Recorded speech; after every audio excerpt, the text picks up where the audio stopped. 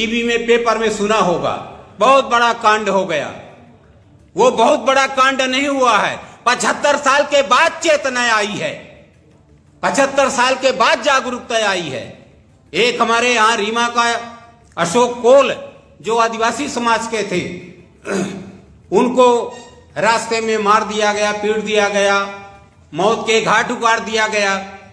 जब उनको बाद में पता चला कि अमुक व्यक्ति ने हमारे अशोक कोल को मारा है, और वो अशोक कोल को मारने वाले लोग धमकी भी दे रहे थे कि अभी तो हमने अशोक को मारा है, अभी पता नहीं कितने को मारूंगा, तो उन लोगों का भीतर का जो जज्बा है वो जाग गया।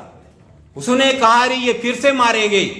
तो फिर उन आदिवासी समाज के लोगों ने अपनी एक टीम बनाई और जिस आदमी ने मारा था उसके घर में जाके उसको काट दिए।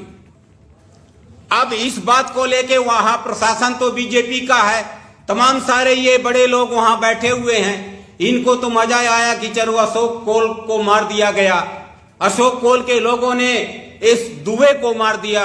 फिर इसके बाद सारी सरकारी अमला उन कोलों को मारने के लिए फिर पहुंची। फिर उन लोगों ने पूरे अपने नात रिश्तेदार चाहने वाले सबको बुला लिया और पुलिस के ऊपर भी हमला कर दिया। उसमें पुलिस का भी एक ब्राह्मण मारा गया।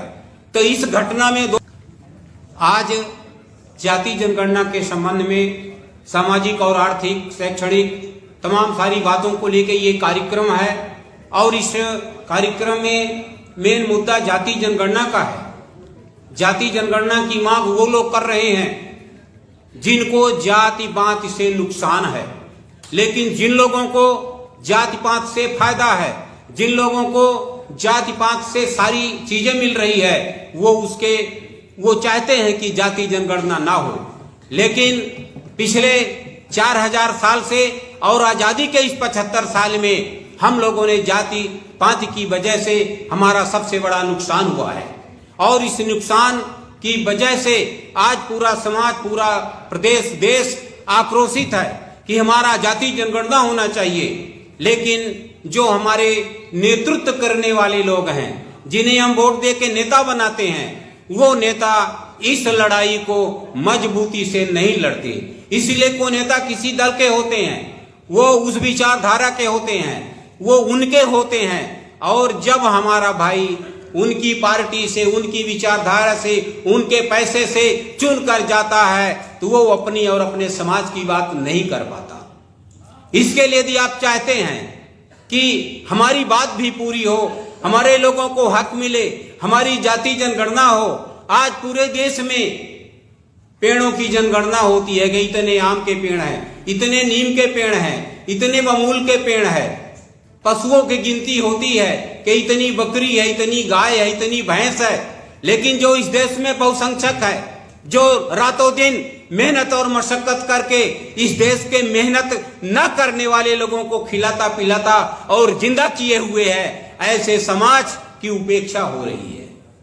और ये उपेक्षा इसीलिए हो रही है, ये उनकी वजह से नहीं हो रही है, ये हमारी वजह से हो रही है। परम पूज्य बाबा साहब ने आपको अधिकार दिया, और अधिकार देते समय बाबा साहब अम्बेडकर ने कहा था कि मैं आपको एक ऐसी धरोहर दे रहा हूं, जिस दिन उस धरोहर की कीमत को पहचान जाओगे, उस दिन इस देश के बादशाह बनोगे। आजादी का 75 साल बीत गया, बाबा साहब ने वोट का अधिकार दिया, हम वोट की कीमत ही नहीं समझ पाए।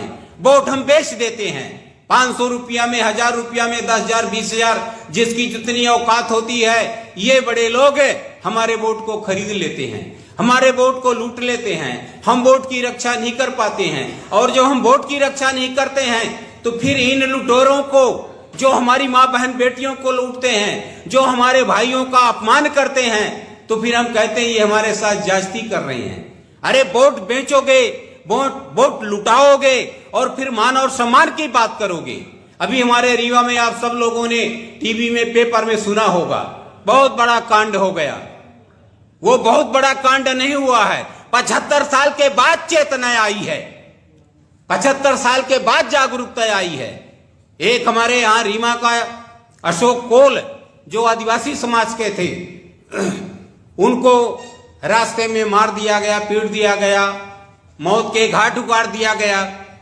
जब उनको बाद में पता चला कि अमुक व्यक्ति ने हमारे अशोक कोल को मारा है, और वो अशोक कोल को मारने वाले लोग धमकी भी दे रहे थे कि अभी तो हमने अशोक को मारा है, अभी पता नहीं कितने को मारूंगा।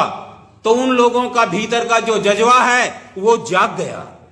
उसने कहा अरे ये फिर से मारेंगे। तो फिर उन आदिवासी समाज के लोगों ने अपनी एक टीम बनाई और जिस आदमी ने मारा था उसके घर में जाके उसको काट दिए। अब इस बात को लेके वहां प्रशासन तो बीजेपी का है, तमाम सारे ये बड़े लोग वहां बैठे हुए हैं।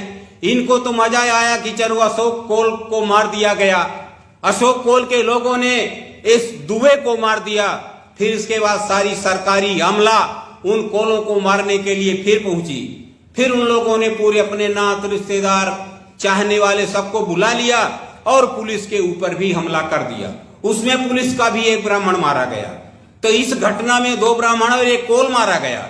उस कोल को हम धन्यवाद देते हैं जिसने अपने मान सम्मान के लिए, अपने बाप के बदले के लिए ये घटना किया है, और इसी की जरूरत है। कब तक सहते रहोगे? कब तक मां बहन बेटियों की इज्जत लुटवाते रहोगे? कब तक अपने बुजुर्गों को सम्मान नहीं होने दोगे? बाबा साहब ने तो सामाजिक सम्मान की लड़ाई बाबा साहब लड़के चले गए। बाबा साहब इस धरती के प्रथम विद्वान हैं और उन्होंने इतना बड़ा संविधान लिखा।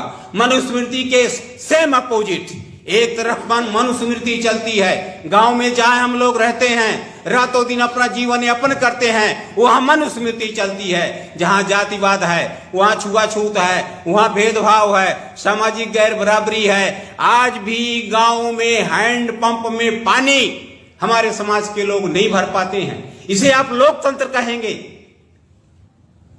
इसीलिए जाति जनगणना जरूरी है। सबको ये पता होना चाहिए कि इस भारत की धरती में हमारी औकात क्या है, हमारी संख्या क्या है, हमारी हैसियत क्या है, ये लोगों को पता होना चाहिए। यही पता नहीं है, ये तो हमारा समाज हनुमान जी की तरह है। इसे अपनी शक्ति को बताना पड़ेगा, जगाना पड़ेगा।